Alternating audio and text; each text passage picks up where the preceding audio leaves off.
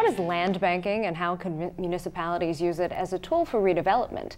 I'm Jill Horner. This is Comcast Newsmakers. With me this hour is Pennsylvania State Representative Chris Ross. Thanks for being with us. Thank you for having me. We're talking about two different ideas. One is related to tax sales, one is related to land banking. Talk to us about these two concepts and what they include. Well, what we're really addressing here is the problem that many municipalities, large and small, have of tracts of land, blocks within their city limits that have abandoned houses, tax delinquent houses mixed in among neighbors that are maintaining their home and paying their taxes on time.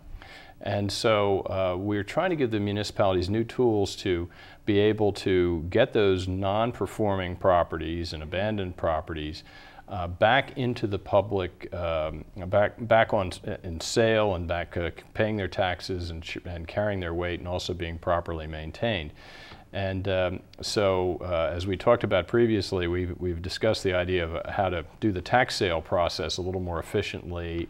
But once those properties are going to tax sale, we also need to think about what happens to the property and how it might be able to go back onto the marketplace in an orderly fashion. Before, we've really taken them piece by piece, parcel by parcel. And if you have one parcel in a neighborhood with 11 other houses that are falling apart, and you just put that one back on the market by itself, it's influenced by the other 11 failing properties near it. And so people won't invest in it, so won't put the money in, won't maintain and upgrade it.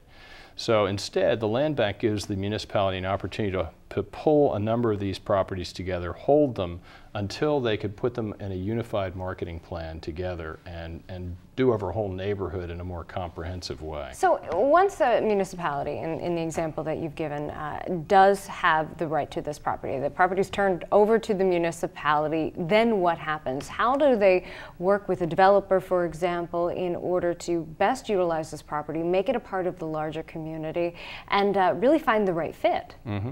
Well, land bank actually is an independent not-for-profit that happens within the municipal context, and has a board, has some responsible parties in charge of it. And they work with the municipality as part of the zoning and planning process of that municipality to think about what would be good in this neighborhood, a mix of houses, maybe some affordable housing tied in with some commercial and other amenities that would be good for that particular location. And then creates a request for proposal for developers to come in and say how they might meet the needs of that community in a way that is going to do a really good job and upgrade the entire community.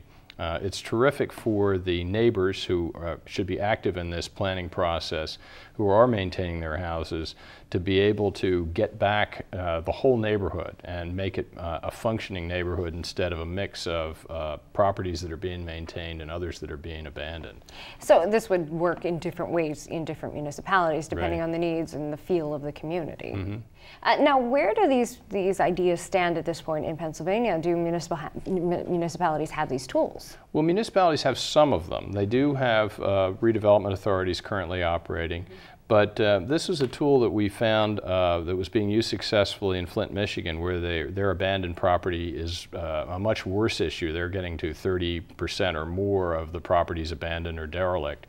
And they've used this to do redevelopment and neighborhood reinvestment in a more aggressive and comprehensive sort of a way. And it's another tool which I think municipalities hopefully will be able to use to really get a good developer who wants to do the right thing in and not allow the properties just to keep on being recycled by those that don't want to properly invest in them. And work toward that long-term goal of neighborhood stabilization as well. Exactly.